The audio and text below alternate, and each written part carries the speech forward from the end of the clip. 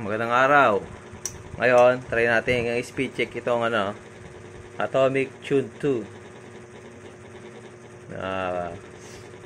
Na break in Tingnan natin kung gaano kabilis gamitin natin ay AR chassis na naka 3.5:1 Tingnan natin kung gaano kabilis itong na break in na Atomic Tune 2.